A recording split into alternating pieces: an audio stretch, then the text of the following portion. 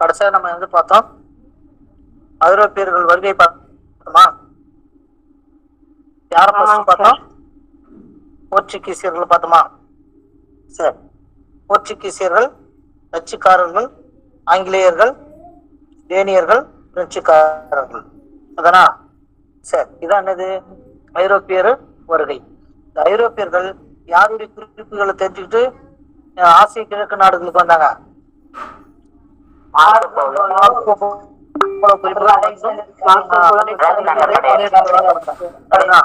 அந்த 3 வழித்தடங்களும் எந்த ஆண்டு தடை செய்யப்பட்டதுன்னு பார்த்தோம்?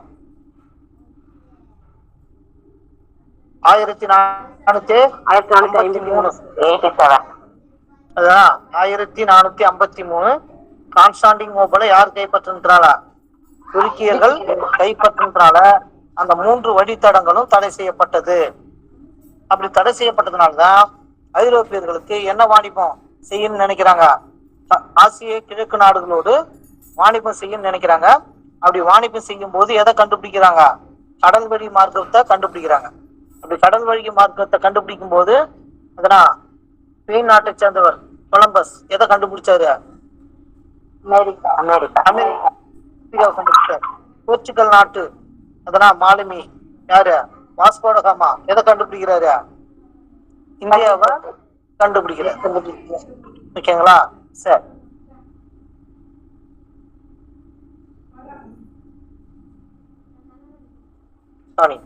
இதெல்லாமே நம்ம வாஸ்கோ ட காமா, போர்ச்சுகீசியர்கள். அதனா முதல் ஆளுநர் யாரு?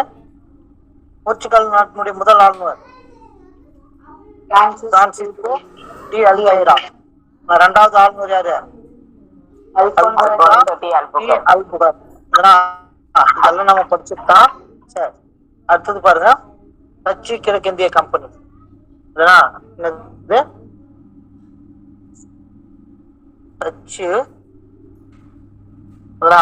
டச்சுக்காரர்கள்.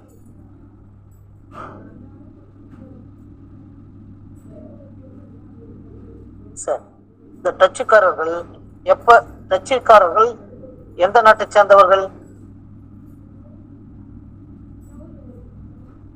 டச்சுக்காரர்கள் எந்த நாட்டை சேர்ந்தவர்கள்?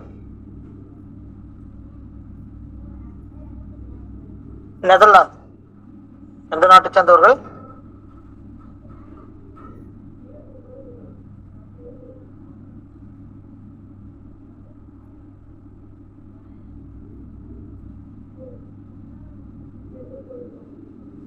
நெதர்லாந்து சொல்லுங்க. அதாவது நெதர்லாந்து அதாவது லிஸ்பனில் வாழ்ந்து வந்த டச்சுக்காரர்களின் முதல் பயணத்தை எந்த ஆண்டு ஆசியாவை நோக்கி மேற்கொண்டாங்கன்னா 1595. ஆனா டச்சு கிழக்கிந்திய கம்பெனி தோற்றுவிக்கப்பட்டது எப்ப? 1602. அதாவது இந்த டச்சு கிழக்கிந்திய கம்பெனி யாருன்னா ஜேன்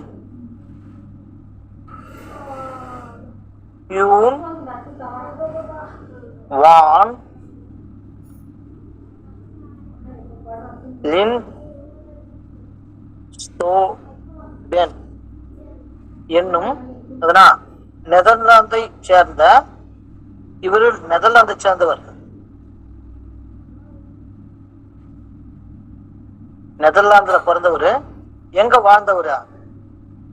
லிஸ்பன்ல வாழ்ந்தவர்.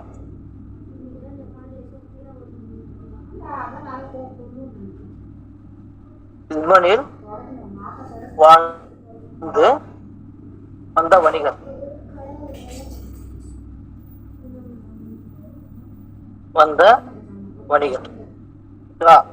இவர் தான் நெதர்லாந்து கிழக்கிந்திய கம்பெனி தோற்றுவித்தவர். இவர் தான் யாரு? நெதர்லாந்து கிழக்கிந்திய கம்பெனி தோற்றுவித்தவர். அதனால் டச்சுக்காரர்களின் முதல் பயணத்தை தென்கிழக்கு ஆசியாவை நோக்கி 1595 மேற்கொண்டார். கீழ்திசை நாடுகளோடு வணிகம் செய்வதற்கான கப்பல் நிறுவனங்கள் வணிகர்களாலும் தனிநபர்களாலும் நிறுவப்பட்டிருந்தது. அரசு தலையிட்டு அவை அனைத்தையும் ஒருங்கிணைத்து எப்ப 1602 என்ன கம்பெனி உருவாக்குறாங்க? டச்சு கிழக்கிந்திய கம்பெனி உருவானது. அதெல்லாம் புரியுதுங்களா? சொன்ன கதை புரியுதா? மீண்டும் சொல்லவா? இவங்க டச்சுக்காரர்கள் முதல் பயணம் என்னன்னு சொல்றாங்க? முதல் பயணம் எப்ப? 1595ஆம் ஆண்டு. எங்க? தென்கிழக்கு ஆசியா. தென்கிழக்கு ஆசியா. அதனா ஆசியாவை நோக்கி பயணம் மேற்கொண்டது.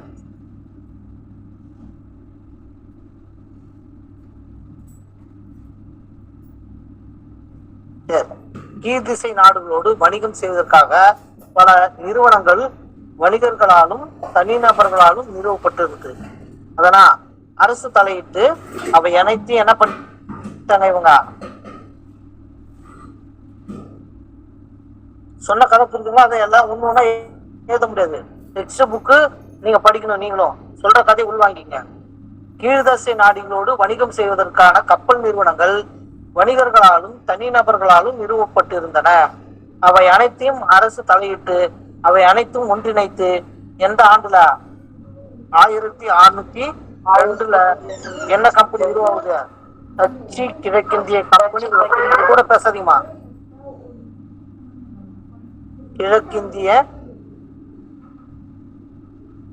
டச்சு கிழக்கிந்திய கம்பெனி உருவாக்கியது.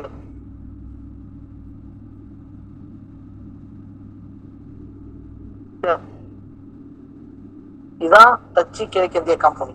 சரி, இந்த டச்சு கிழக்கிந்திய கம்பெனி ஓகேங்களா என்ன பண்றாங்கன்னா, அதாவது இந்தியாவுக்கு வந்த பிறகு அவங்க முதல்ல எங்க வாணிப தளத்தை அமைக்கிறாங்கன்னா மசூலியினப்பட்டினத்தில் தான் அமைக்கிறாங்க. ஓகேங்களா?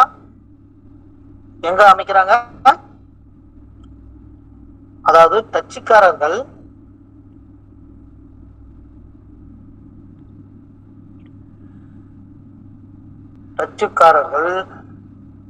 இந்தியாவிற்கு வந்த பிறகு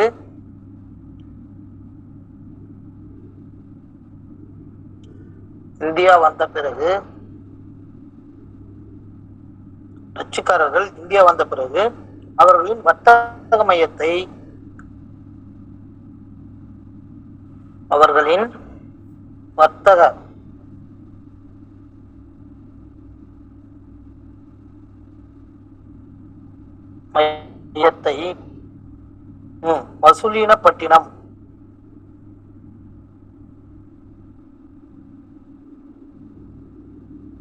மசூலியினப்பட்டினம் என்ற இடத்தில் நிறுவினர்.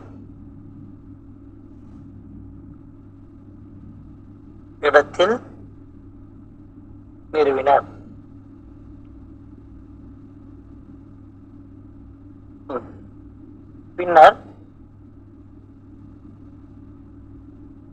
1605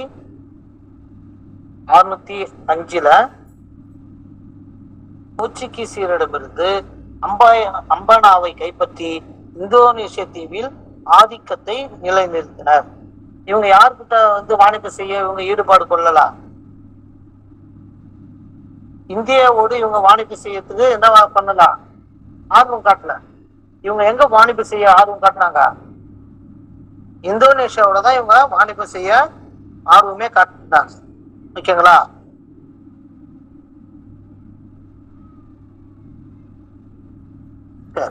அப்ப 1605 போர்ச்சுகீசியரிடமிருந்து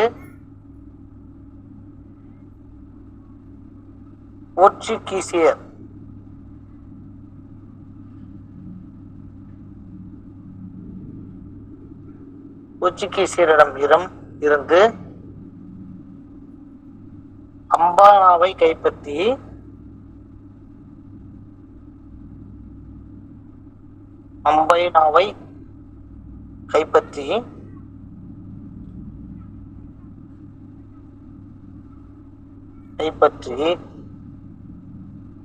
இந்தோனேசிய தீவில் ஆதிக்கத்தை நிலைநிறுத்தினர்.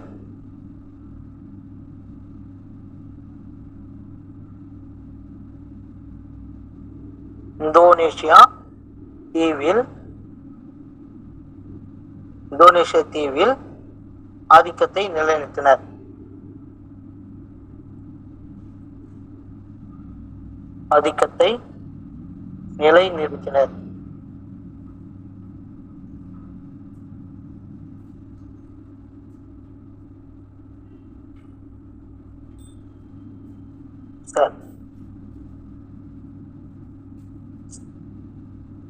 அதுக்கடுத்து என்ன பண்ணாங்கன்னா, தென்னிந்தியாவில் போர்ச்சுகீசியர்கள் மேலும் போர்ச்சுகீசியர்கள் அதாவது இந்த போர்ச்சுகீசியர்ல இருந்து அம்பாயினாவை கைப்பற்றி இந்தோனேஷிய தீவில் ஆதிக்கத்தை நிலைநிறுத்தினார்.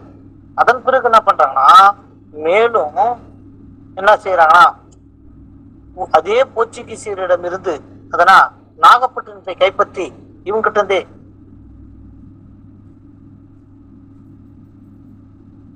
மேலும் நாகப்பட்டினத்தை கைப்பற்றி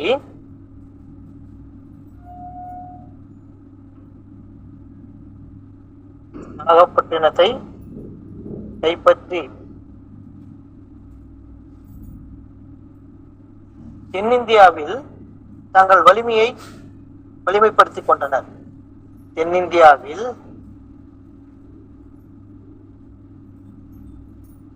தென்னிந்தியாவில் தங்களை வலிமைப்படுத்திக் கொண்டனர்.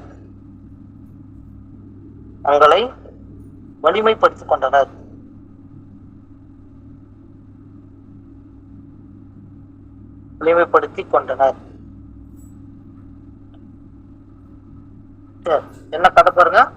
1605 போர்ச்சுகீசியரிடமிருந்து அம்பானாவை கைப்பற்றி இந்தோனேஷிய தீவில் ஆதிக்கத்தை நிலைநிறுத்தினர். மேலும் தமிழ்நாட்டில் நாகப்பட்டினத்தை கைப்பற்றி தென்னிந்தியாவில் தங்களது வலிமைப்படுத்திக் கொண்டனர். ஆரம்பத்தில் பழவேற்காடு டச்சுக்காரர்களுடைய தலைமையிடமா இருந்தது. ஆரம்பத்தில்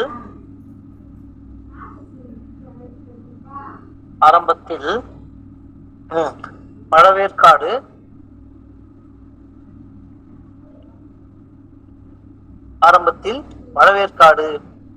யாருடைய தலைநகரமா இருந்த டச்சுக்காரர்களின் தலைநகரமா இருந்தது.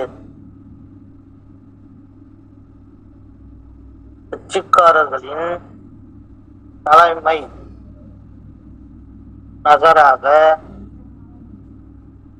இருந்தது.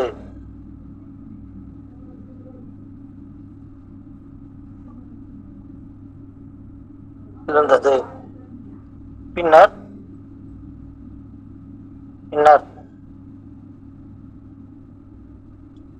1690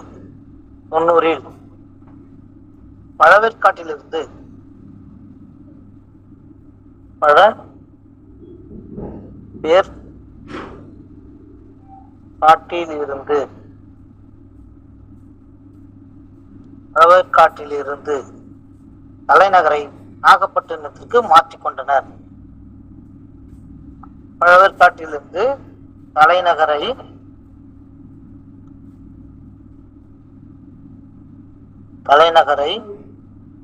நாகப்பட்டினத்திற்கு மாற்றிக்கொண்டனர்.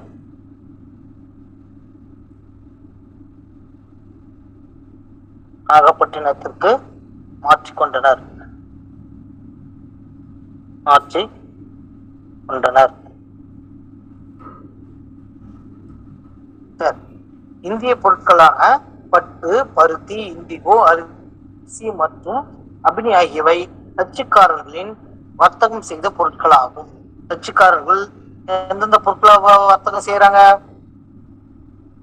டச்சுக்காரர்கள் இந்திய பொருட்களான எதெல்லாம் வர்த்தகம் செய்யறாங்க? பட்டு, பருத்தி, இண்டிகோ, அரிசி, அபினி ஆகியவை டச்சுக்காரர்கள் வர்த்தகம் செய்த பொருட்களாகும். அதே சமயத்துல கருப்பு, மிளகு, நறுமண பொருட்கள் மீதான வியாபாரத்தில் அவர்கள் ஏகபோக உரிமையும் பெற்றிருந்தார்கள். இந்தியாவில் அவங்க எங்கெங்கெல்லாம் வாணிப மையம் வச்சிருந்தாங்கன்னா, பழவேற்காடு, சூரத், சின்சூரா, காசிம் பஜார், பாட்னா, நாகப்பட்டினம், பாலசோர் மற்றும் கொச்சி ஆகிய இடங்களில் என்ன பண்ணாங்க? வர்த்தக மையங்கள் இருந்தது. இவங்க என்னென்ன பொருட்கள், நறுமண பொருட்களை வர்த்தகம் செய்தாங்க? என்னென்ன பொருட்கள், இந்திய பொருட்களை வர்த்தகம் செய்தாங்க? பருத்தி, இண்டிகோ, அபினி. இண்டிகோ, அதனா சரி. வேற கருப்பு மிளகு மற்றும் மற்ற நறுமண பொருட்கள் மீதான வியாபாரத்தில் இவங்க என்ன பண்ணாங்க? ஈடுபாடு. இவங்களுடைய வணிக மையங்கள், வர்த்தக மையங்கள் சொன்ன பழவேற்காடு, சூரத், பாட்னா, கொச்சி, காசிம், சிம்சுரா. இதேதான். அப்ப கதையை வாங்கிக்கிட்டு எழுதும் போது கொஞ்சம் ஸ்பீடாயிருக்கு. இந்திய பொருட்களான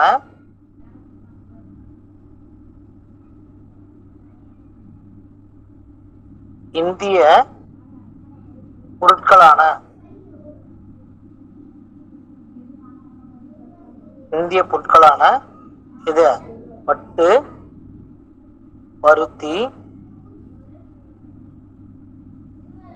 இண்டிகோ, அரிசி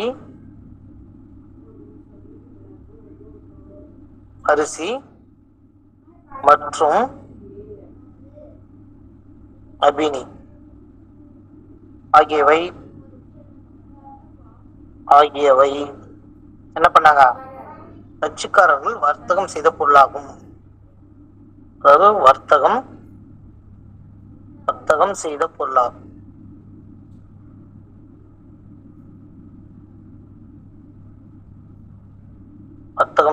பொருளாகும். இவங்களுடைய வர்த்தக மையம் எது?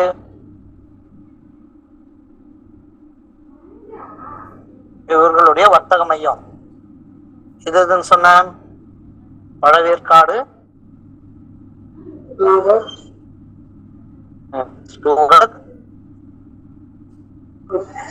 சிம்சூரா, பாட்னா,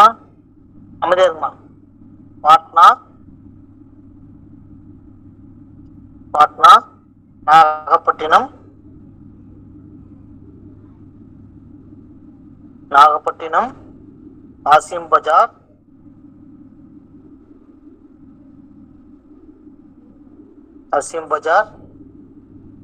பாலசோர்.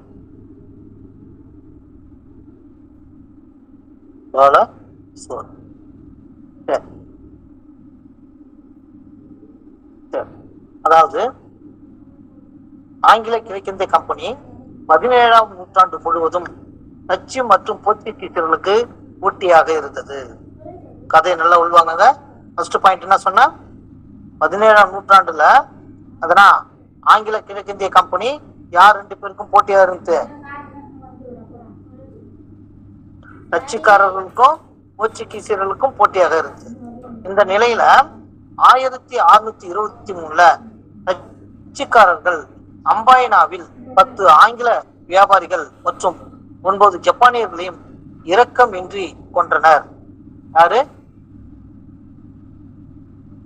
டச்சுக்காரர்கள் 1623ல அதனா அம்பைனா என்னும் இடத்துல, இந்த அம்பைனான்றது எங்க இருக்குது? ஃபர்ஸ்ட் டச்சுக்காரர்களை பத்தி படிக்கும் போது அங்கதான் படிச்சோம். போர்ச்சுகீசியர்களிடமிருந்து எதை கைப்பற்றாங்க? அம்பாயனாவை கைப்பற்றாங்க. அது எங்க இருக்குது? இந்தோனேஷியா தீவுல இருக்குது. அதனா அங்கதான் முத தனது ஆதிக்கத்தை நிலைநிறுத்துறாங்க. இந்த இடத்துல அவங்க ஆங்கிலேயர்களையும் ஜப்பானியர்களையும் என்ன பண்ணலாம்? தன்னுடைய வாணிபத்துக்கு போட்டியை வந்துருவாங்கன்னு சொல்லி அவங்கள விடல. அப்ப 10 ஆங்கில வியாபாரிகளையும் 9 ஜப்பானிய வியாபாரிகளையும் இரக்கமின்றி கொள்றாங்க. யாரு? அவங்க டச்சுக்காரர்கள். அப்ப இதனால என்ன ஆகுதுன்னா, ஆங்கிலேயர்கள் மேலும் பகைமையை வளர்ந்தது. 1759 நடைபெற்ற பெடரா போரில் ஆங்கிலேயர்கள் டச்சுக்காரர்கள் தோற்கடித்தனர்.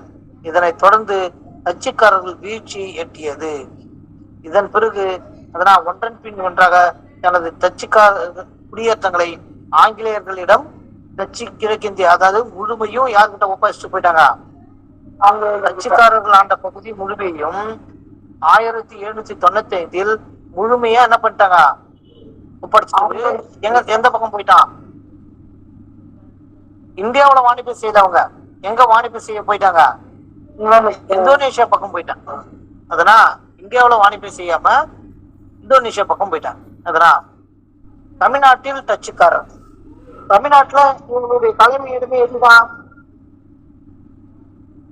10 பார்த்தனா மசூலியப்பட்டினம் தான் ஒரு வர்த்தக மையத்தை நிறுவனாங்க. ஆனாலும் தென்னிந்தியாவில் தங்களது வலிமையை பயன்படுத்தி அதனா பழவேற்காடு தான் டச்சுக்காரர்கள் என்ன இடமா இருந்தது? தலைமை இடமா இருந்தது. டச்சுக்காரங்க தலைமை இடமா என்ன இருந்தது? தென்னிந்தியாவில் தங்களை வலிமைப்படுத்தி கொண்ட ஆரம்பத்தில் பழவேற்காடு தான் என்னவா இருந்தது? டச்சுக்காரங்க தலைமையிடமா இருந்தது. 1690 பழவேற்காட்டிலிருந்து தலைநகரை எதுக்கு மாத்தினாங்க? நாகப்பட்டினத்துக்கு மாத்தினாங்க. அப்ப இந்த டச்சுக்காரர்கள் தமிழ்நாட்டில என்ன பண்ணிருக்காங்க? 1502 அதனா முதல் பழவேற்காட்டின் மீது கட்டுப்பாட்டை ஏற்படுத்திய போர்ச்சுகீசியர்கள் டச்சுக்காரர்களும் தங்களின் ஆதிக்கத்தால் அதனா இழந்தனர். அப்பதான் என்ன ஆகுதுன்னா பழவேற்காட்டில் டச்சுக்காரர்கள் 1613 கெல்ட்ரியா கோட்டையை கட்டினாங்க. உங்களுக்கு அந்த படத்தை கொடுத்துருப்பாங்க. அதுல என்ன கோட்டையை கட்டினாங்க? பழவேற்காட்டுல டச்சுக்காரர்கள் கட்டிய கோட்டை என்ன கோட்டை? கெல்ட்ரியா கோட்டை. இது எப்ப கட்டினாங்கன்னா 1613 கட்டியிருப்பாங்க. இந்த கோட்டை ஒரு காலத்தில் டச்சு அதிகார மையமாக இருந்தது. ஓகேங்களா? அக்காலத்தில் பழவேற்காட்டிலிருந்து என்னென்ன ஏற்றுமதி ஆச்சுன்னா வைரங்கள் மேற்கத்திய நாடுகளுக்கு ஏற்றுமதி செய்யப்பட்டன. நாகப்பட்டினம், புனைக்காயல், பரங்கிப்பேட்டை, கடலூர், தேவனாம்பட்டினம் ஆகியவர் டச்சுக்காரர்களின் கோட்டைகள் மற்றும் அதனா கைப்பற்றிய பகுதியாகும். அக்காலத்திலேயே அதனா தமிழ்நாடு வாணிபத்துக்கு என்னவா இருந்தது? பேர் போன ஊரா இருந்தது. அப்படி இருக்கும்போது தமிழ்நாட்டிலையும் யாருடைய ஆதிக்கம் இருந்தது? டச்சுக்காரர்களுடைய ஆதிக்கம் இருந்தது. அதான் சொல்ல வராங்க. தமிழ்நாட்டில் டச்சுக்காரர் தமிழ்நாட்டில் டச்சுக்காரர்கள்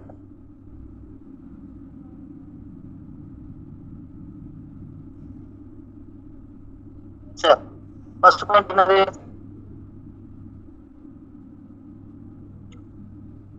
ஆயிரத்தி ஐநூத்தி 1502 முதல் பழவேற்காட்டின் மீது கட்டுப்பாட்டை ஏற்படுத்திய போர்ச்சுகீசியர்கள்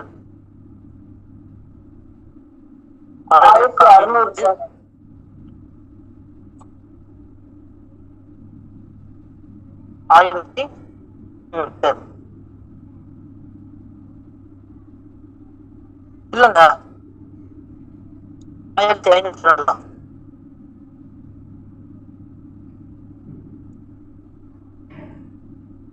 பழவேற்காட்டின் மீது கட்டுப்பாட்டை ஏற்படுத்திய போர்ச்சுகீசியர்கள் பத்தி சொல்றோம்.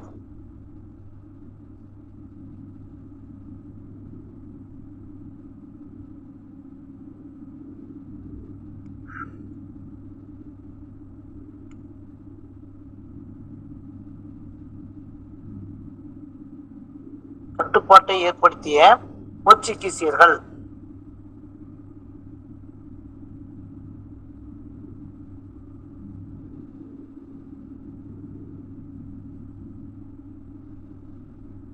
டச்சுக்காரர்களால் தங்களின் ஆதிக்கத்தை இழந்தனர்.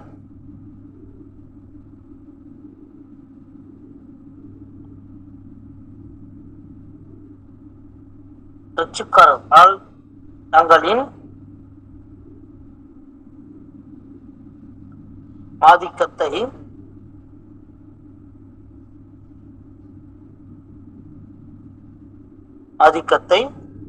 இழந்தனர்.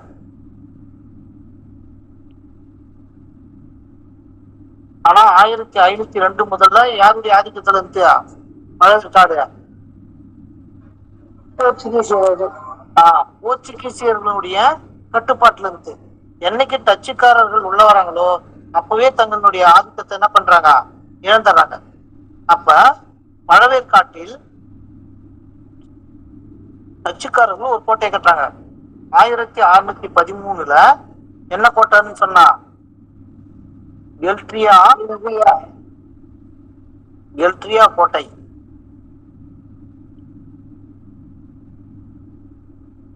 கோட்டையை கைப்பற்றினர்.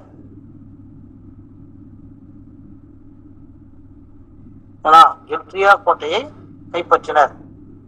இக்கோட்டை ஒரு காலத்தில் டச்சுக்காரர்களின் அதிகார மையமாக இருந்தது. எனவே இந்த கோட்டை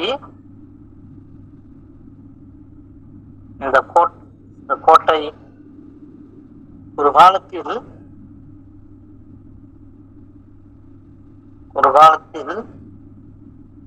டச்சுக்காரர்களின்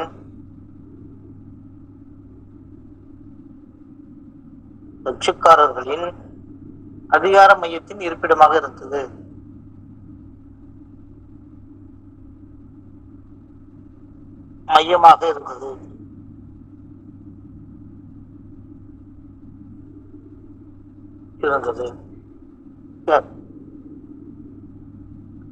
அக்காலத்தில் பழவேற்காட்டில் எதனா வைரங்கள் மேற்கத்திய நாடுகளுக்கு என்ன செய்யப்பட்டன?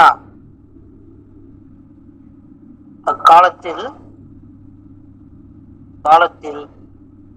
பழவேற்காட்டிலிருந்து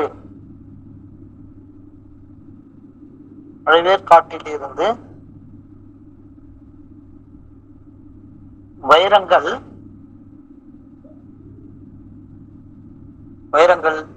மேற்கத்திய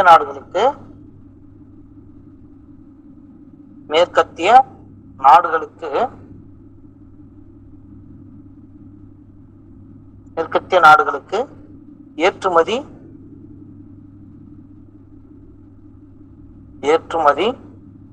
செய்யப்பட்டன.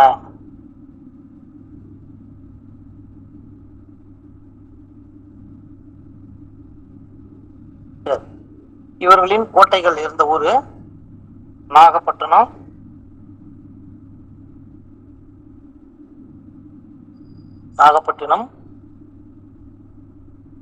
உன்னக்காயல், பரங்கிப்பேட்டை,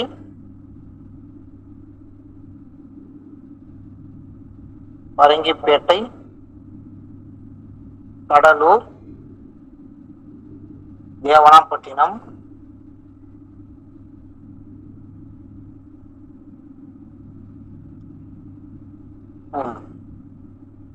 ஆகியவை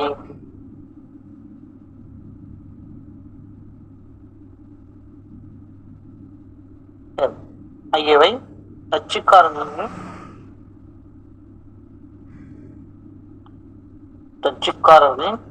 கோட்டை மற்றும்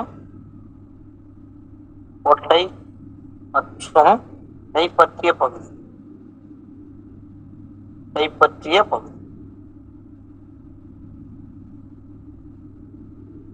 சரி, அப்படி கவனிங்க. டச்சுக்காரர்கள் எந்த நாட்டை சேர்ந்தவர்கள்? அப்படியே படிங்க. ஒரே நிமிஷம் அப்படியே நான் டிஸ்பிளே காட்டுறேன். எழுதாதவங்க எழுதுங்க, படிக்கிறவங்க வாசிச்சிருக்கு.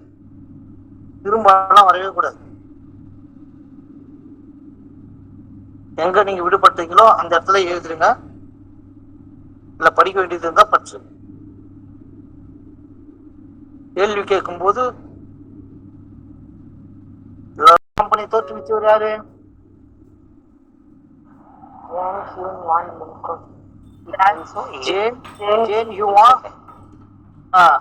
லின்சோடன் எந்த நாட்டை சேர்ந்தவர்?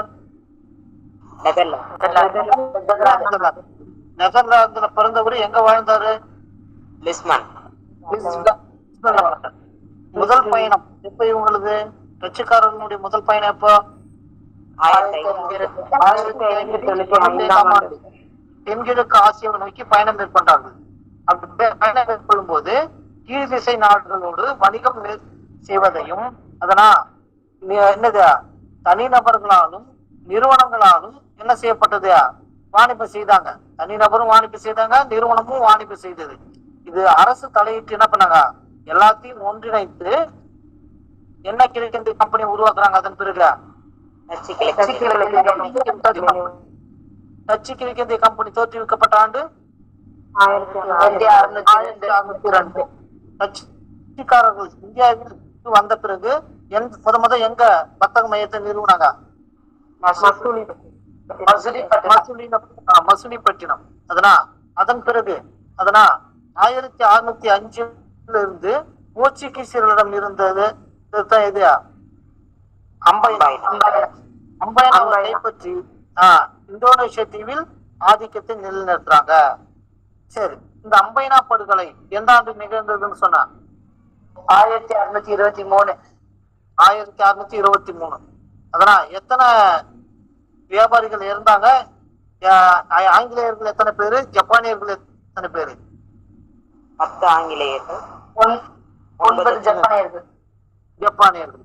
ஆனா நமக்கு 12th புக்ல 11th புக்ல என்ன இருக்குன்னா 1623 ஆங்கில கிழக்கிந்திய கம்பெனி ஊழியர்கள், போர்ச்சுகீசியர்கள், ஜப்பானியர்கள் அடங்கிய 20 பேர்களை டச்சு கிழக்கிந்திய கம்பெனியின் முகவர்கள் இந்தோனேஷியாவில் அம்பைனா என்னும் தீவில் படுகொலை செய்தனர் அப்படின்னு இருக்கும். ஓகேங்களா? மொத்தம் எத்தனை பேர்னு இருக்கும்? 20 பேர்னு இருக்கும்.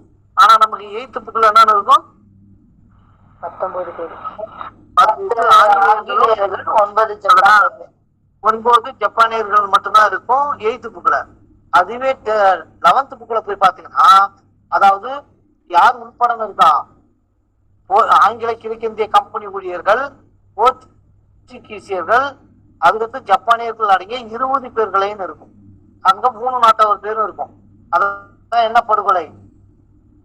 அம்பைனா படுகொலை. ஓகேங்களா? அந்த அம்பைனா படுகொலை எழுத கணம்புறது. சரி, எழுதிங்க. அம்பைனா படுகொலை நடந்த ஆண்டு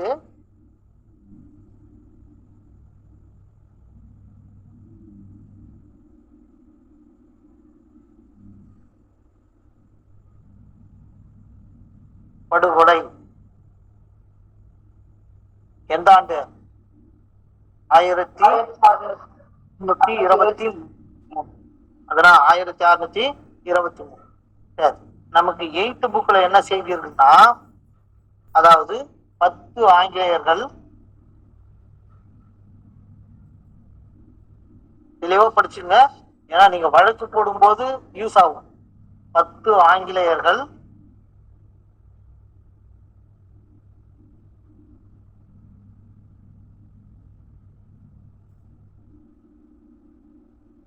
ஒன்பது ஜப்பானியர்கள் அப்படின்னு இருக்கும். அதான் அதுக்கு அடுத்தது. அதுவே 12th புக்ல என்னன்னு இருக்குன்னா, 11th புக்ல யார் உட்படன்னு இருக்கா? 20 நபர்கள். யாராருன்னா போர்ச்சுகீசியர்கள், ஆங்கிலேயர்கள், அதுக்கு அடுத்தது ஜப்பானியர்கள்.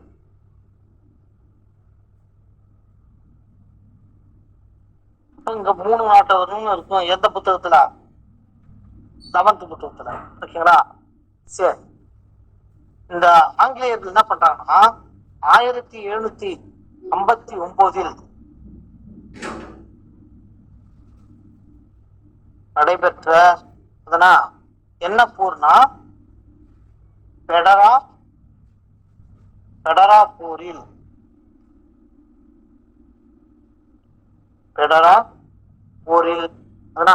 ஆங்கிலேயர்கள் யாரை தோற்கடிக்கிறாங்க? ஆங்கிலேயர்கள் டச்சுக்காரர்கள் தோற்கடிக்கிறாங்க. ஆங்கிலேயர்கள் டச்சுக்காரர்களை தோற்கடித்தனர். டச்சுக்காரர்களை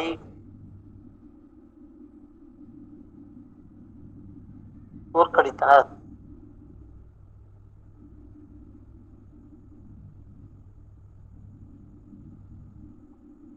என்ன நடக்குதுன்னா இதனால, அதாவது டச்சினுடைய வீழ்ச்சி, இறுதி வீழ்ச்சியை எட்டியது. இதனைத் தொடர்ந்து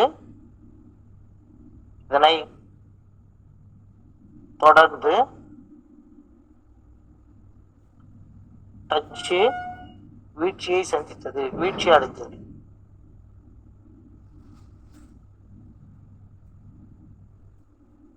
அடைந்தது. அப்புறம் என்ன பண்ணாங்கன்னா ஒன்றன் பின் ஒன்றாக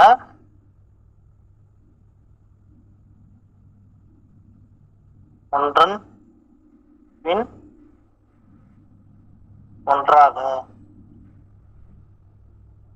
தனது குடியேற்றங்களை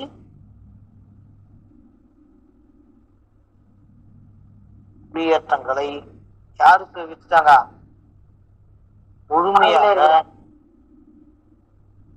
குடியேற்றங்களை முழுமையாக 1795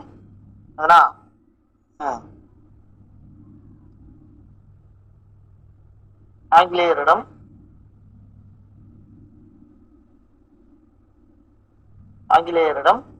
ஒப்படைத்தனர்.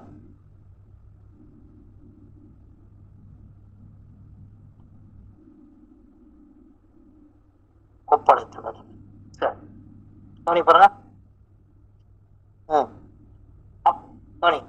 தென்னிந்தியாவில் தங்களது வலிமையை பயன்படுத்திக் கொண்ட பழையற்காடு தான் முதல் தலைமையிடம் எது? அவங்களுக்கு தலைநகரம் எது? டச்சுக்காரர்களின் முதல் தலைநகரம் எது? 1990 பழையற்காட்டுல இருந்து எதுக்கு தலைநகரம் மாத்துறாங்க? நாகப்பட்டினத்துக்கு மாத்துறாங்க. இந்திய பொருட்கள் என்னென்ன பொருட்களை அவங்க வர்த்தகம் செய்தாங்க?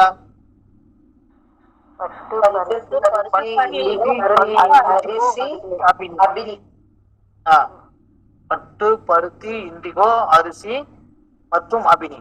சரி, அவங்களுடைய வர்த்தக மையம் இந்தியாவில் எங்கெங்கெல்லாம் இருந்தது?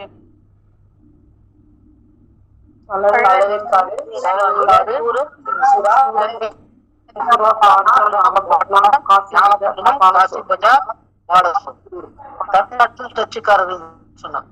அதனா 1502 இருந்து அதனா பழையற்காடு யார் கட்டுப்பாட்டு? போர்ச்சுகீசியர்கள் கட்டுப்பாடு. அதனா எப்ப டச்சுக்காரர்கள் வந்தாங்களோ டச்சுக்காரர்களால் தங்களது ஆதிக்கத்தை என்ன பண்றாங்க? இழக்க நேரிடுது. அப்புறம் என்ன நடக்குதுன்னா 1613 அதனா என்ன கோட்டையை கைப்பற்றாங்க? கோட்டையை கைப்பற்றாங்க. அதனா சரி, அதுக்கு அடுத்தது இந்த கோட்டை ஒரு காலத்தில் என்னது? டச்சுக்காரர்களின் என்ன மையமா இருந்தது? அதிகார மையமா இருந்தது. அதிகார மையமாக இருந்தது. சரி, அதுக்கு அடுத்தது என்னென்னலாம் ஏற்றுமதி செய்யப்பட்டது அந்த காலத்திலேயே? வைரங்கள்,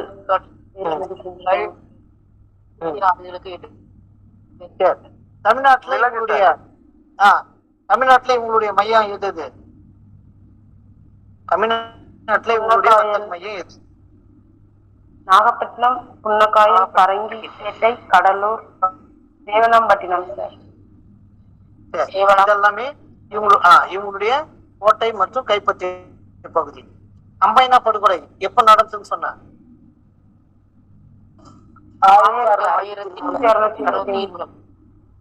சரி, ஒருத்தவங்க சொல்லும்போது மத்தவங்க ஆஃப் ஆயிடுங்க. 1623 அம்பைனா படுகொலை நடக்குது. அப்ப ஆங்கிலேயர்கள் 10 பேரும் 9 ஜப்பானியர்கள்னு சொன்னது 8th புக்குன்னா, அதே 11th புக்குன்னா எத்தனை பேர்னு சொன்னா? 20 நபர்கள். நமக்கு தேவை இந்த அம்பைனா படுகொலை எந்த ஆண்டுன்றது தான் ரொம்ப முக்கியம். எந்த ஆண்டு? 1623. இந்த அம்பைனா என்பது எந்த இடத்துல இருக்குது? இந்தோனேஷியாவோட இருக்கு. அதனா இந்த அம்பைனாவை யாருக்கு தம்பி இருந்து டச்சுக்காரர்கள் கைப்பற்றினாங்க? போர்ச்சுகீசியர்களிடம் இருந்து அம்பைனாவை கைப்பற்றின ஆண்டு எது? இப்பதான் படிச்சுட்டு வரோம். இதுக்குள்ளே மறுதான் நான் ஒண்ணும் பண்ண முடியாது. 1605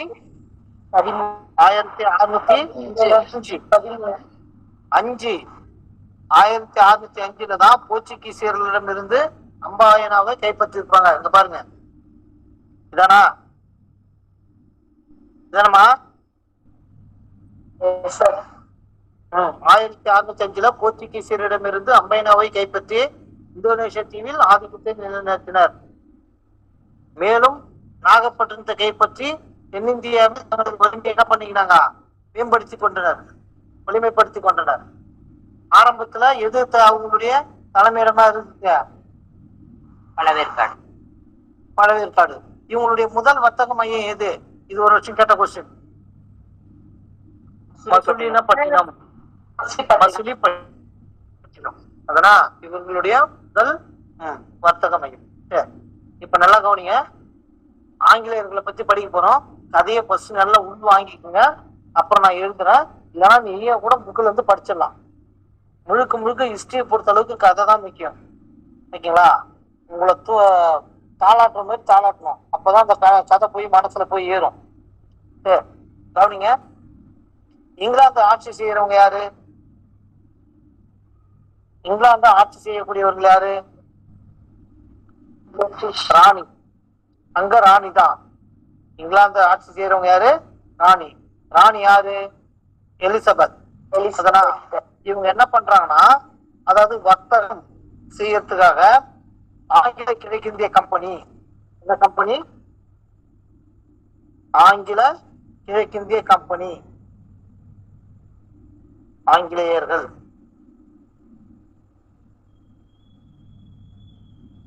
ஃபர்ஸ்ட். இந்த ஆங்கிலேயர்கள்னா எந்த நாட்டை குறிக்கும்? இங்கிலாந்து. இந்த இங்கிலாந்துக்கு வேறு பேர் தான் பிரிட்டன். புரியுதுங்களா? வெவ்வேறு கிடையாது. இங்கிலாந்து வேற, பிரிட்டன் வேற கிடையாது. ஓகேவா? ஃபர்ஸ்ட் நம்ம கூட இவ்வளவு நேரம் கதையே எழுதி போடுறேன். ஃபர்ஸ்ட் இந்த கதையெல்லாம் நீங்க புக்கில் போய் படிங்க. சரி, இங்கிலாந்துடைய ராணி யாரு? ராணி எலிசபெத்.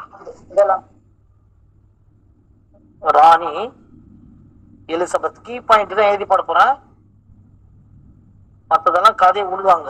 எலிசபெத். சரி, ஆங்கில கிழக்கிந்திய கம்பெனி. ஆங்கில கிழக்கிந்திய கம்பெனி எந்த ஆண்டு தோற்றுவிக்கிறாங்க? 1600 டிசம்பர் 31. இந்த கீ பாயிண்ட் தான் முக்கியம். ஆங்கில கிழக்கிந்திய கம்பெனி தோற்றுவிக்கப்பட்ட நாள். ஆங்கில கிழக்கிந்திய கம்பெனி தோற்றுவிக்கப்பட்ட நாள் கேட்டாங்கன்னா 1600 டிசம்பர். ரைட். இவங்க என்ன பண்றாங்கன்னா, ஆசிய கிழக்கு நாடுகளுக்கு வணிகர்கள் அனுப்புறாங்க. அதனா அதாவது அனுமதி பட்டயம் வழங்கியது.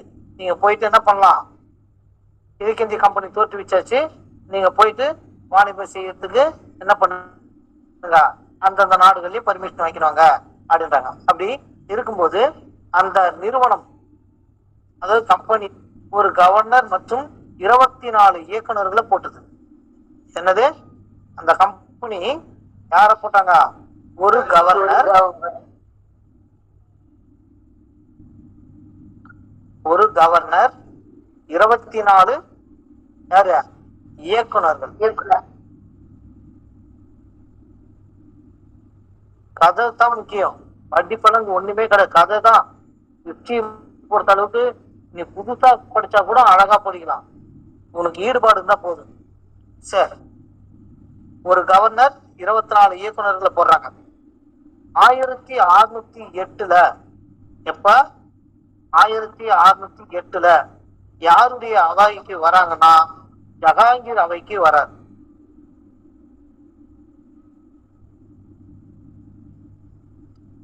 ஜஹாங்கீர் அவைக்கு வரார். யாருன்னா வில்லியம் ஹாக்கிங்ஸ். யார் வராரு? William Hawkings. இது கதையே எதுனா டைம் ஆகுது. கான்செப்ட் உங்களுக்கு போகுதுங்களா? கீ பாயிண்ட் தெரிஞ்ச போதுங்கள, படிச்சுங்களா? சரி, கவனிங்க. ஃபர்ஸ்ட் என்ன சொன்னா, ஆங்கிலேயர்கள்னா யாரு?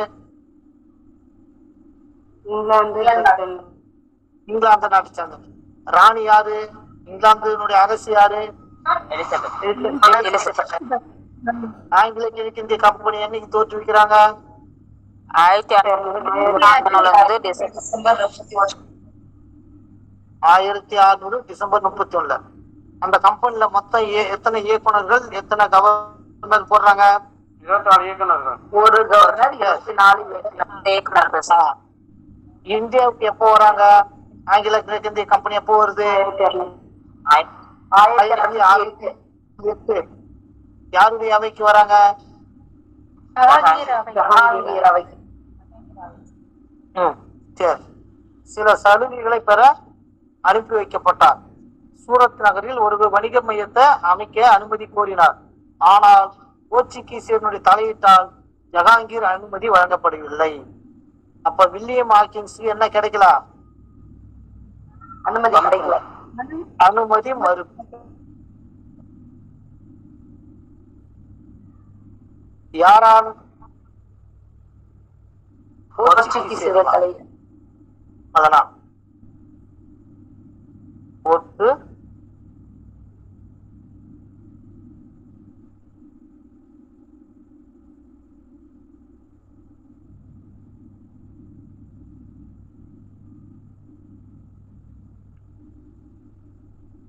சரி, இந்த போர்ச்சுகீசியர் தலையிட்டால்தான் அனுமதி வழங்கப்படவில்லை. அப்ப மிகுந்த ஏமாற்றத்துடன் திரும்பியவர் யாரு? William Hawkins. மிகுந்த ஏமாற்றத்துடன் திரும்பியவர் யாரு? William Hawkins. இதுதான் கதையா இருக்கும். இந்த 4 எழுத்து தான், அதுதான் கதை. ஓகேங்களா? பாருங்க, 1608 ஜஹாங்கீர் அவைக்கு வந்தது யாரு? William Hawkins. எதுக்காக வராது? வாணிப செய்யறதுக்காக வராது. அதாவது சூரத்துல கவனிங்க, சூரத்துல ஒரு வணிக மையத்தை அமைச்சு அதனால நாங்க வாணிப செய்யறதுக்கு எங்களுக்கு அனுமதி வேணும் அப்படின்னு கேட்டு வந்தவர்தான் வில்லியம் ஹாக்கின்ஸ். யாருடைய தலையிட்டால் அனுமதி மறுக்கப்படுகிறது? போர்ச்சுகீசியனுடைய தலையிட்டால் அனுமதி மறுக்கப்படுகிறது. அப்ப மிகுந்த ஏமாற்றத்துடன் எங்க போனாரு? இங்கிலாந்து போயிட்டு. மிகுந்த ஏமாற்றத்துடன் எங்க போனாரு?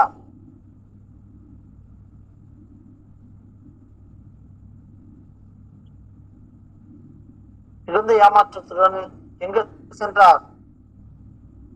இங்கிலாந்து. தாய்நாட்டுக்கு சென்றார். இங்கிலாந்து சென்றார். அவ்வளவுதான். உள்ள கதையை எதிர்த்து எனக்கே பாருங்க, இந்த டச்சுக்காரர்களை எழுதி முடிக்கிறதுக்கே 1/2 மணி நேரம் ஆகுது. சரி, அதுக்கடுத்து பாருங்க என்ன நடக்குதுன்னா, இந்த நிலையில் சூரத் அருகே நடைபெற்ற கடற்போரில் ஆங்கில தளபதி தாமஸ் பெஸ்ட் யார தோற்கடிக்கிறானா? போர்ச்சுகீசியர்களை தோற்கடிக்கிறான். எங்க நடந்த கடற்போரில? சூரத்துல நடந்த, புரியுதுங்களா? சூரத் அருகே, சூரத்துல கிடையாது, சூரத் அருகே நடைபெற்ற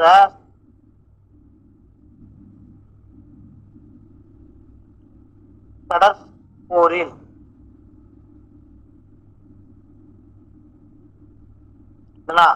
ஆங்கில பட தளபதி யாரவா? Thomas Best. சூரத் அருகே நடைபெற்ற கடற்போரில் தாமஸ் பெஸ்ட் யாரை தோற்கடிக்கிறான்? போர்ச்சுகீசியர்களை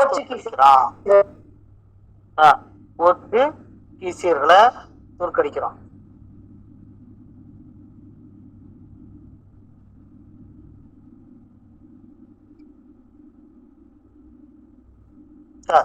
இதனால் மகிழ்ச்சி அடைந்தவர் யாருன்னா?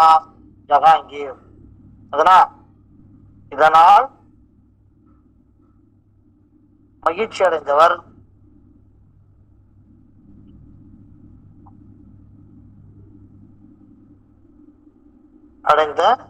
யாரு? ஜஹாங்கீர்.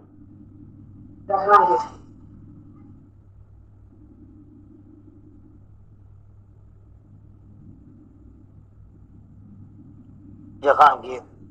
சரி, அப்புறம்தான் 1613 என்ன பண்றாங்க? சூரத்துல இல்ல வர்த்தக மையத்தை அமைக்க அனுமதி தராங்க.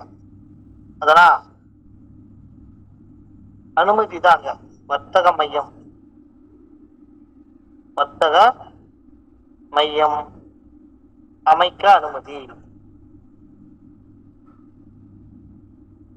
அனுமதி. ஓகேங்களா? அதுக்கு அடுத்தது என்னன்னா, அதாவது எல்லாமே அவங்களுடைய சூழ்ச்சி தான் இதெல்லாமே. அதுக்கு அடுத்து என்ன நடக்குதுன்னா, இது ஆரம்பத்தில் அதெல்லாம் வர்த்தக மையத்தை அனுமதிச்சிட்டாங்க. இது ஆரம்பத்தில் ஆங்கிலேயரின் தலைமையாக இருந்தது. இந்த நிலையில 1614 கேப்டன் நிக்கோலஸ் டவுன்டன் போர்ச்சுகீசியர்களை வென்றார். இந்த சம்பவம் முகலாய அவையில் ஆங்கிலேயர்களுடைய கௌரவத்தை அதிகரித்தன. புரியுதா?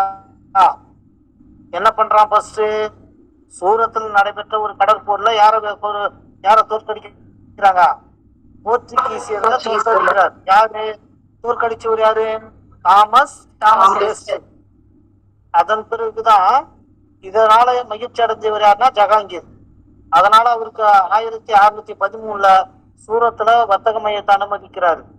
அதன் பிறகு என்ன நடக்குதுன்னா, இந்த சூரத்து தான் ஆரம்பத்துல ஆங்கிலேயர்களுடைய தலைமையிடமா இருந்தது. ஓகேங்களா?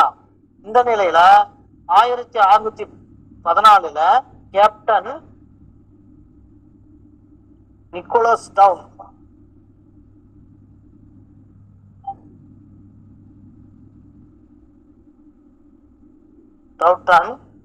போர்ச்சுகீசியர்களை வென்றார்.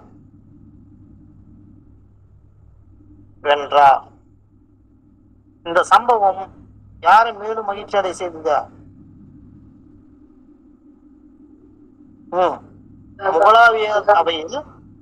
முகலாயர் அவையில்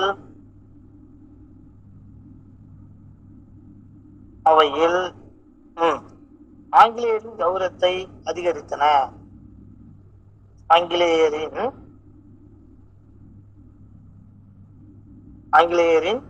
கௌரவத்தை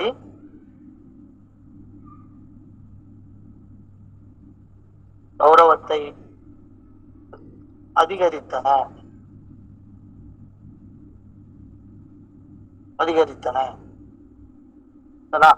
சரி, அப்புறம்தான் 1615 அதே ஜஹாங்கீர் அவைக்கு யார அனுப்புறாங்க? இங்கிலாந்து மன்னன் ஜேம்ஸ் அவர்களால் சார் தாமஸ் ரோவை அனுப்பி வைக்கிறார். இங்கிலாந்து மன்னர்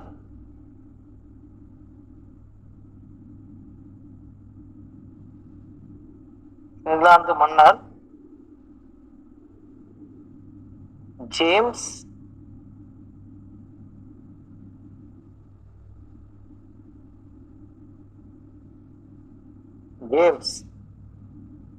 அவர்களால் யார் அனுப்பி வைக்கிறாங்கன்னா சர் தாமஸ் ரோ என்பவர் அனுப்பி வைக்கப்பட்டார்.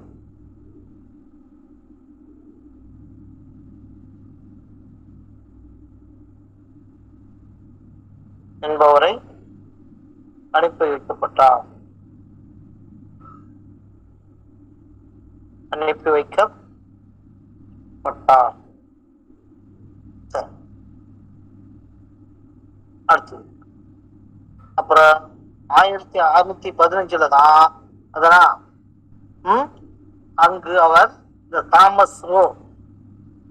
தாமஸ் ரோகிறாரே இவரு, அதாவது அவர் ஆக்ராவில் 3 ஆண்டுகள் தங்கி 3 ஆண்டு இறுதியில் பேரரசர் ஜஹாங்கீரிடம் வணிகம் செய்யும் உரிமையை பெற்றார். புரியுதுங்களா? எத்தனை ஆண்டுகள் தங்குறாரு? 3 ஆண்டு. 3 ஆண்டுகள் எங்க தங்கினாரு? ஆக்ராவில் 3 ஆண்டுகள் தங்கி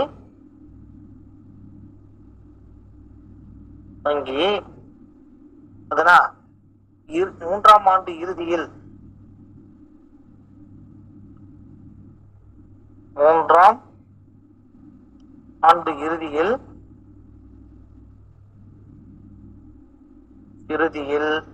அதனா ஜஹாங்கீரிடம்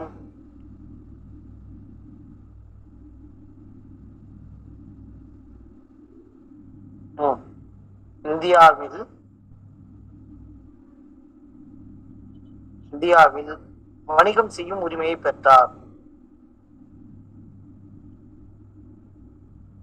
வணிகம் செய்யும் உரிமையை பெற்றார். சரி,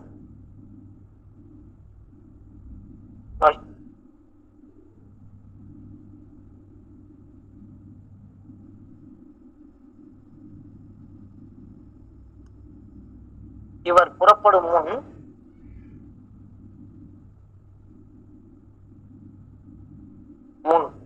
எங்க புறப்படும் முன், தன் நாட்டுக்கு புறப்படும் முன் எங்கெங்கன்னா ஆக்ரா, அகமதாபாத்,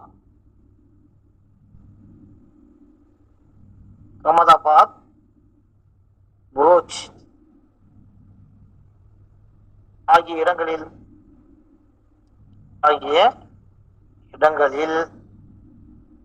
வணிக மையத்தை நிறுவினர். வணிக மையத்தை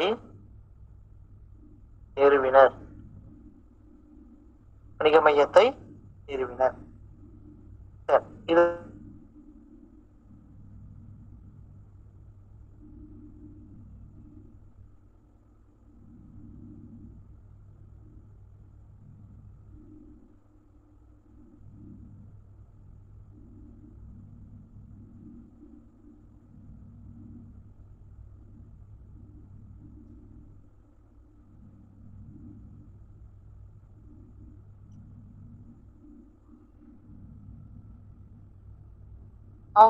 அவங்களால முறையா என்ன பண்ண முடியல, அவங்களால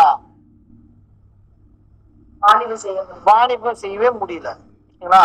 அப்ப நீங்க கம்பெனியை வச்சிருந்தாலும் புரிஞ்சுங்க, பண்ணணும் வாணிபம் செய்யணும். அப்ப வாணிபம் செய்ய முடியல. அப்ப வாணிபம் செய்ய முடியலன்னா என்ன அர்த்தம்? வாணிபத்துக்கு பர்மிஷன் கேட்கணும். அப்ப எல்லாம் என்ன பண்ணுவாங்க, மன்னர்கள் யாராவது முகம் தெரியாதவங்க அர்த்தம் இருந்தானா சீக்கிரம் வந்து பண்ணிடுவாங்க, சிறையில அடைச்சிடும். அதெல்லாம் அப்ப மறுபடி அனுமதிக்கு முன்னாலே இவங்க என்ன பண்ணிட்டாங்க, ஆங்கிலேயர்கள் தங்களது வணிக மையத்தை வங்காள விரிகுடாவில் உள்ள மசூலினப்பட்டினத்துல எப்பவே நிறுவிட்டாங்க. 1611 நிறுவிட்டாங்க. 1611. ஆனா இங்க பாருங்க, நம்ம இங்க என்ன படிக்கிறோம், ஜஹாங்கீர் எப்ப வராரு? 1608 வராது. வந்தாலும் இவருக்கு என்ன பண்ணல, இவருக்கு அனுமதி தரல. அனுமதி திருத்த ஏமாற்ற போறாரு. அதன் பிறகுதான் சூரத்தில் நடந்த கடற்போர்ல தாமஸ் பெல்ட் யார தோற்கடிக்கிறாரு? போர்ச்சுகீசர் தோற்கடிக்கிறார். இதனால் மகிழ்ச்சி அடைந்த ஜஹாங்கீர் அதனா என்ன பண்றாரு, 1613 சூரத்துல வர்த்தக மையம் அமைக்க அனுமதிக்கிறாரு. ஆனா அதுக்கு முன்னாலேயே எங்கேயும் வர்த்தக மையம் இருந்தது, இருந்திருக்கா மசூலிப்பட்டினத்துல இருந்தது, நிறுவனாங்க. அங்கேயும் அவங்க என்ன பண்ணல, வாணிபம் செய்யல, நிறுவனாங்க. ஆனா முறையா ஒரு அனுபவம். ஏன்னா மசூலிப்பட்டினம் வரைக்கும் யாருடைய சாம்ராஜ்யம்? முகலாய சாம்ராஜ்யம். புரியுதா? மசூலிப்பட்டினத்துல நீ வாணிபம் செய்யணும்னாலும் யாருடைய அனுமதி வேணும்?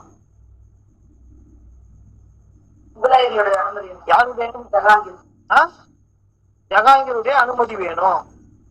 புரியுதுங்களா? கதை புரிஞ்சுதா? அதன் பிறகு என்ன நடக்குதுன்னா, இங்க பாருங்க, 1611 அதாவது ஆங்கிலேயர்கள் முதல் வங்காள வணிக மையம், ஆங்கிலேயர்களின்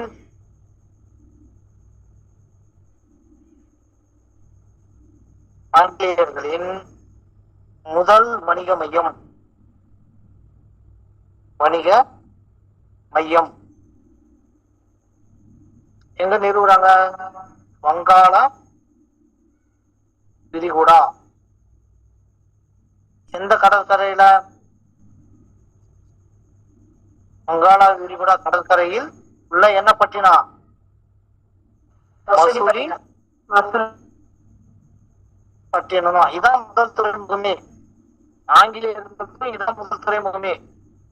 அதனா இது எப்ப நிறுவுறாங்க? 1811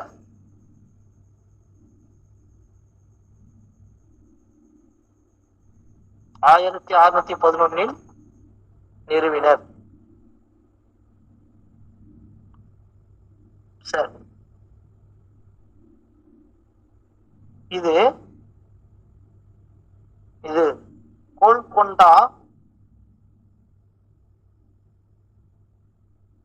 கோல்கொண்டா அரசின் கோல்கொண்டா அரசின் ஒரு முக்கிய துறைமுகம். முக்கிய துறைமுகம். யாருன்னா லேப் அசிஸ்டன்ட் எக்ஸாம் எழுதிங்களா? இருக்கிறவங்க யாருன்னா லேப் அசிஸ்டன்ட் எக்ஸாம் எழுதிக்கிறீங்களா? இங்க கிளாஸ் அட்டன் பண்றவங்க யாராவது லேப் அசிஸ்டன்ட் எக்ஸாம் எழுதிக்கிறீங்களா? இல்ல சார். முணுமுணுக்கும் அரகம் எங்க இருக்குதுன்னு கேட்டாங்க. அதனா ஒரு தடவை பேசினா போதும், அது 10 தடவை எக்கோலிக்கும். முணுமுணுக்கும் அரகம் எங்க இருக்குதுன்னா இந்த கோல்கொண்டா. இதான் டெட்ல கேள்வி. இந்த கேள்விதான் கேட்டுப்போம். என்னமா கோல்கொண்டா அரங்கம்? ஆமா. அது வந்து ஒரு மிகப்பெரிய கோட்டை. அது அதான் முணுமுணுக்காரங்க. சரி, அதுக்கடுத்து கவனிங்க. இந்த ஆங்கிலேயர்கள் பொதுவா எதை பிடிச்சோம் தெரியுமா? இது இந்தியா. அதனா இதுல அவங்க முக்கிய நகரத்தை முடிச்சான். இது மும்பை, கொல்கத்தா, சென்னை, கொல்கத்தா. அதனா இந்த 3 முக்கிய நகரத்தை தான் பிடிச்சான். எதுக்காக? வாணிபம் செய்ய, கடல் வழி வாணிபம். கடல் வழி வாணிபம் அவனுக்கு எளிமையா இருக்கு. அப்ப மொத்தம் 1639 பிரான்சிஸ் டே என்ற ஆங்கில அதிகாரி யாரவன்? இத நம்ம பாலிடிக்ஸ்ல பிரான்சிஸ் டே என்ற யாரு? ஆங்கில நடிகர். யாருக்கிட்ட ஒரு நிலப்பரப்பு வாங்குறாரு? சந்திரகிரி என்ற ஒரு மன்னன். எந்த மன்னன்? சந்திரகிரி மன்னனான யாரவா? சென்னப்ப நாயக்கர். சென்னப்ப நாயக்கர் என்பவரிடம் இருந்து எதை வாங்குறாருன்னா சென்னையை வாங்குறது.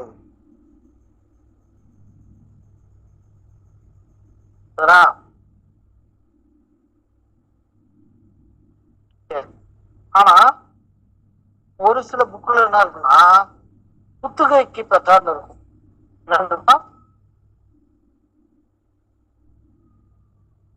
அதனா ஒரு சில புக்ல குத்துகை விடுறாங்கல்ல கோயில் நடத்தா தெரியலமா, ஒரு குறிப்பிட்ட ஆண்டு வரைக்கும் என்ன பண்ணுவாங்க? விடுவாங்க. 99 வருஷம் குத்து. அதனா ஆனா ஒரு 99 ஆண்டு கொடுப்பாங்க. 100 ஆண்டு கொடுக்க மாட்டாங்க. 99 ஆண்டு வரைக்கும் அது குத்தகைலாம். அது மாதிரி குத்தகை விட்டாருன்னு தான் சொல்லுவாங்க ஒரு சிலர் எல்லாம்.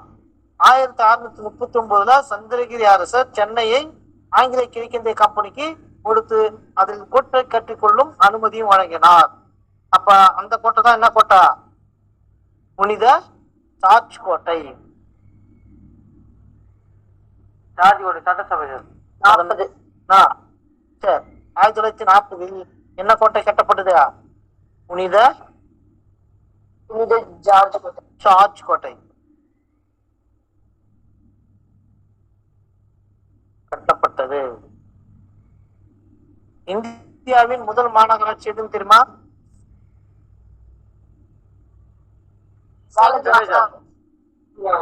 இந்தியாவின் முதல் மாநகராட்சி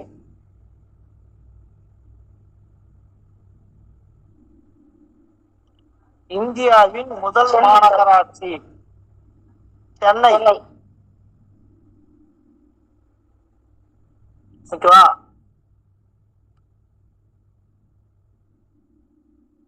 ஃபர்ஸ்ட் 1652 ஒரு மாகாணமாக்கப்பட்டது. அடுத்த 3 ஆண்டுகள்ல மாகாண அந்தஸ்து நீக்கப்பட்டது. மீண்டும் அது 1684 மாகாண அந்தஸ்து பெற்றது. 1688 சென்னை ஒரு மேயரையும் 10 உறுப்பினரையும் அடக்கிய ஆலோசனை குழுவை கொண்ட நகராட்சி அரசை பெற்றது. 1693 சென்னையை சுற்றியுள்ள 3 கிராமங்களையும் 1702 5 கிராமங்களையும் உள்ளடக்கியது. அதனா இந்தியாவினுடைய முதல் மாநகராட்சி சென்னை தான். ஓகேங்களா? சரி, இந்த சென்னை எப்படி ஆங்கிலேயர் வசம் போனது அப்படின்றதுக்கு ஒரு நீண்ட வரலாறு இருக்குது. அதனா என்ன வரலாறு இருக்குதுன்னா நீண்ட வரலாறு இருக்குது. ஏன்? இங்கிலாந்து மன்னன் யாரு? 2ஆம் சார்லஸ். யாரவா? கதையை சொல்ற, பேரை மட்டும் யாரா? இங்கிலாந்து மன்னன் யாரு? 2ஆம் சார்லஸ். 2ஆம் சார்லஸ். சரி, கேத்ரின் போர்ச்சுகல் நாட்டு இளவரசி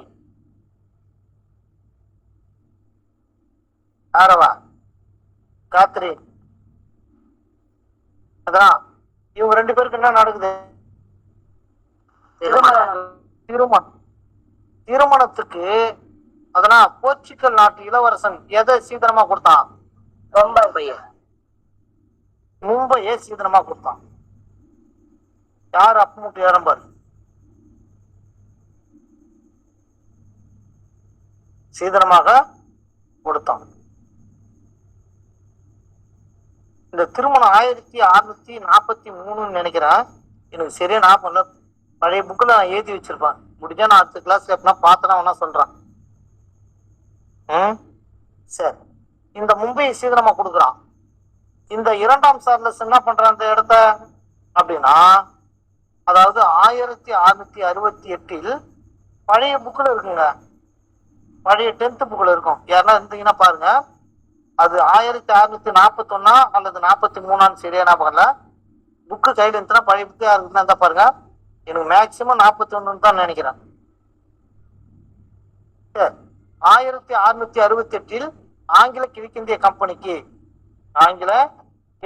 கம்பெனிக்கு எத்தனை பவுண்டுக்கு வாடகை கொடுத்தாரு? 10 பவுண்டுக்கு. அதனா குத்தகைக்கு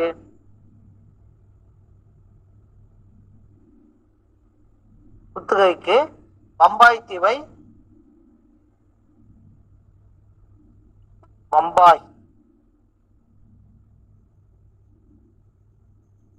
தீவை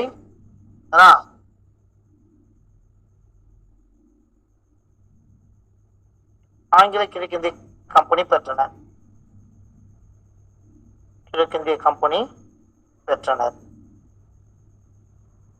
சரி, இந்த ஆங்கில கிழக்கிந்திய கம்பெனினால யார் தான் அவங்க? இங்கிலாந்து நாட்டவர் தான். அதனா இங்கிலாந்துக்காரர் தான். சரி, அதுக்கு அடுத்தது 1690 சுதா நதி என்ற இடத்தில் அதனா யாராலனா ஜாப் சார்னாக்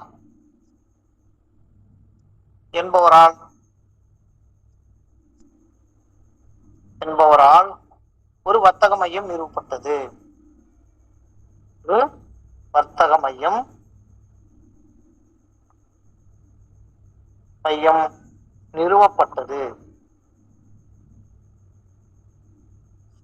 ஓகேங்களா? சரி, அடுத்தது அதுக்கடுத்து என்ன நடக்குது? 1698 ஒரு 3 கிராமத்தை இணைக்கிறாங்க. இதுனா சுதாநதி, காளிக்கட்டம், காளி கட்டம், கோவிந்தப்பூர். கோவிந்தப்பூர். அதனா இந்த மூணையும் இணைச்சு அதனா கிழக்கிந்திய கம்பெனி என்னது இந்த மூணையும் இணைச்சு ஒரு 3 கிராமங்களுக்கு பின்னாளில் கல்கத்தா நகரமாக வளர்ச்சி பெற்றது. அதனா அதாவது இந்த 3 கிராமங்களினுடைய என்ன உரிமை பெற்றாங்க? ஜமீன்தார் உரிமை. ஜமீன்தாரி உரிமையை ஆங்கில கிழக்கிந்திய கம்பெனி பெற்றது. இந்த 3 கிராமத்தினுடைய வணிக உரிமையை ஆங்கில கிழக்கிந்திய கம்பெனி பெற்றது. அதுக்கு அடுத்ததுதான் 1696 சுதநிதியில் ஒரு கோட்டை கட்டப்பட்டது. 1700 வில்லியம் கோட்டை என அழைக்கப்பட்டது. கவனிங்க, 1696 சுதாநிதியில் ஒரு கோட்டை கட்டுறான். கோட்டை கட்டப்பட்டது. இந்த கோட்டையை தான் என்ன நினைக்கிறாங்க? 1700 அது என்ன கோட்டைன்னு நினைக்கிறாங்க? வில்லியம் கோட்டை என அழைக்கப்பட்டது.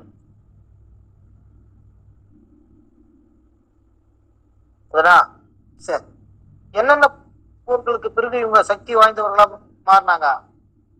பிளாஸ்டிக் போர், பக்சர் போர் தான் இவங்கள ஒரு அரசியல் சக்தியா மாறியது. அதனா அதுக்கு அடுத்தது 1857 வரைக்கும் இவங்க என்னவா தான் இருக்கிறாங்க? ஆங்கில கிழக்கிந்திய கம்பெனியா தான் இருக்கிறாங்க. அதுக்கு பிறகு யார் நேரடியா ஆட்சிக்கு வராங்க? இங்கிலாந்து அரசாங்கமே நேரடியா யார் ஆட்சி ஆள்றாங்க?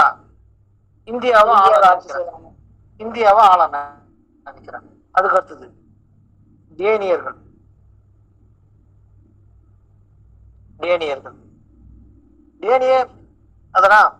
டேனிய கிழக்கிந்திய கம்பெனி எப்ப தோற்றுவிக்கப்படுது?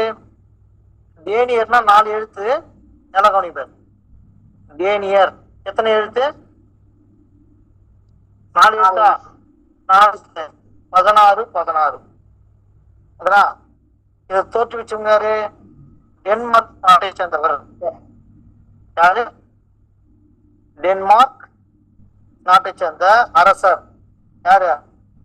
4ஆம் கிறிஸ்டியன். எந்த நாட்டை சேர்ந்தவர்?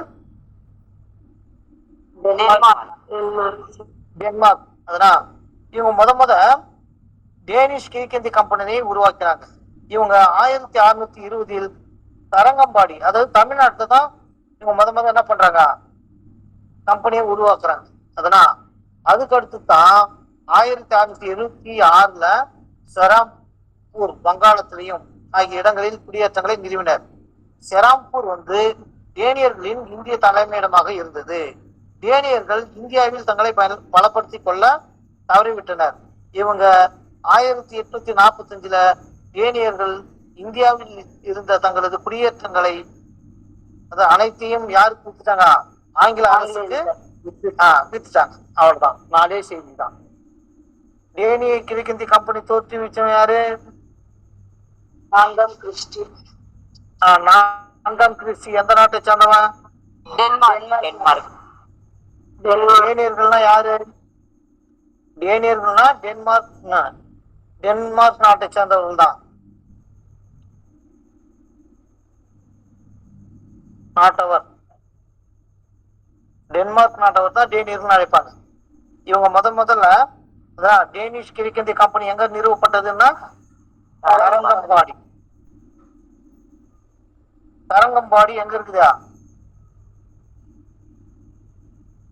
தரங்கம்பாடி எங்க இருக்குதா? தமிழ்நாடு. அதுக்கு அடுத்த கம்பெனி எங்க நிறுவுறாங்க? 1676 செராம்பூர்.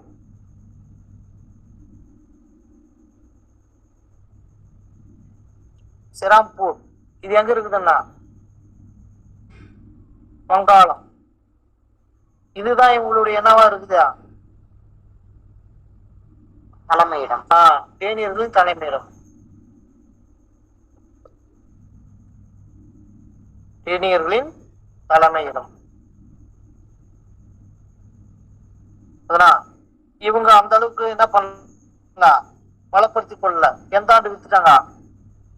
1845. அதனா தங்கள் குடியேற்றங்களை யாருக்கு வித்துட்டாங்க? ஆங்கிலேயர். குடியேற்றங்கள் அனைத்தும் யாருக்கு வித்துட்டாங்க? ஆங்கிலேயருக்கு.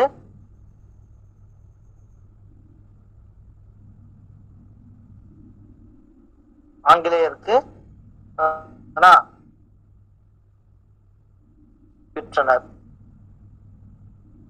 சரி, தரங்கம்பாடிய தேனியர்கள் என்ன பேர்ல அழைச்சாங்க தெரியுமா? இந்த தரங்கம்பாடிய தேனியர்கள் என்ன பேர்கள் அழைச்சாங்கன்னு தெரியுமா?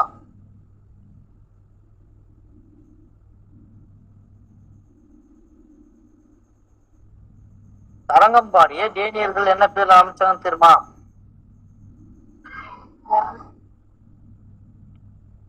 தரங்கம்பாடியை டேனியர்கள் அதாவது டான்ஸ் பெர்க்னு அழைச்சாங்க. என்னது? டான்ஸ் பெர்க் என அழைத்தனர்.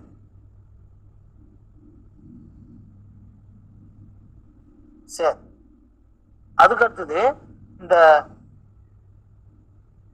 சீகன் பால்கு என்பவரை டென்மார்க்கின் அரசர் இந்தியாவிற்கு அனுப்பி யாரா? சீகன் பால்கு என்பவரை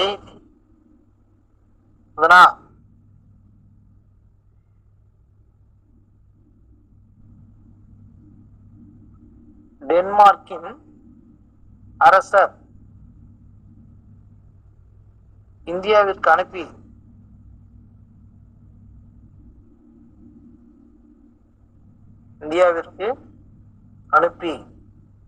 தரங்கம்பாடியில் ஒரு அச்சுக்கூடத்தை நிறுவினார். இது தரங்கம்பாடியில்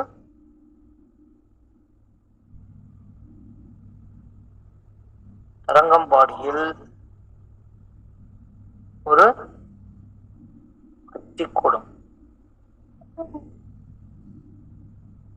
அச்சுக்கூடத்தை நிறுவினார்.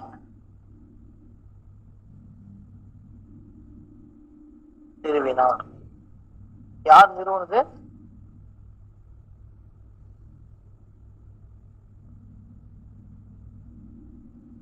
யாருங்க நிறுவனது? சீகன் பால்கு.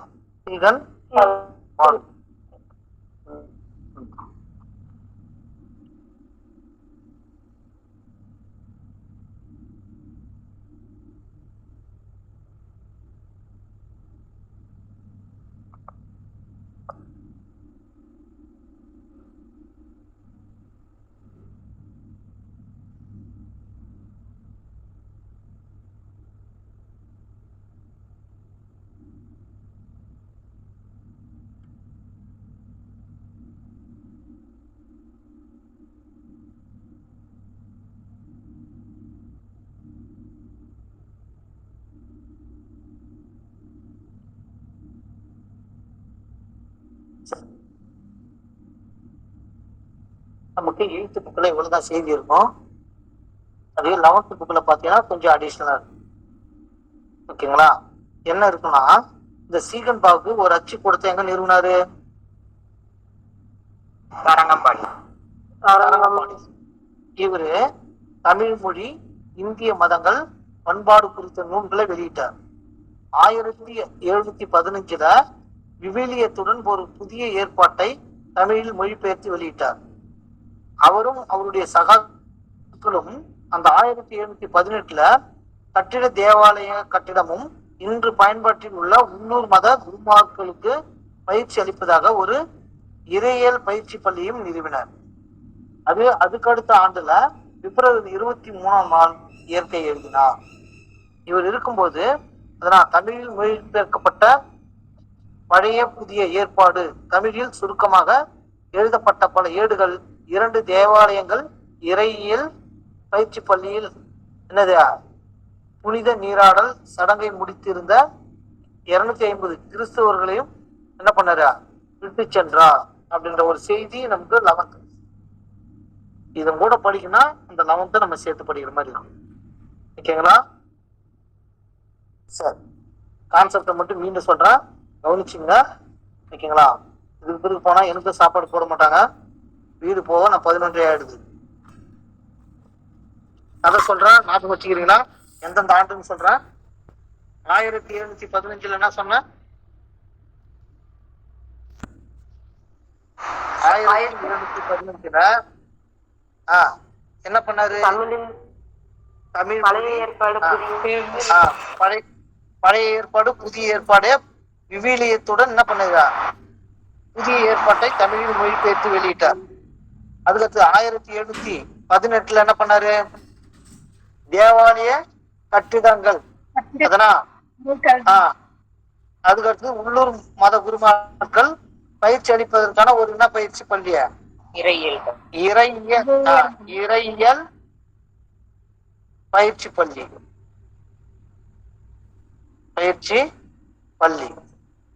அதனா இவர் எப்ப இறந்துட்டாருன்னா 1719 பிப்ரவரி 23 இறந்துட்டார். யாரு?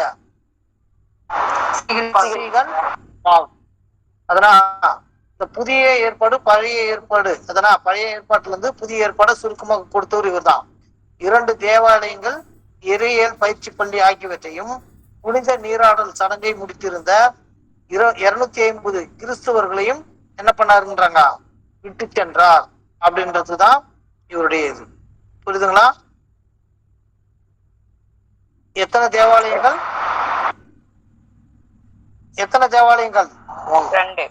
2 தேவாலயங்கள். அதனா சரி, அதுக்கு புனித நீராடல் சடங்கு முடிச்சிருந்தவங்க எத்தனை பேரு? 200. நீராடல் சடங்கு முடித்தவங்க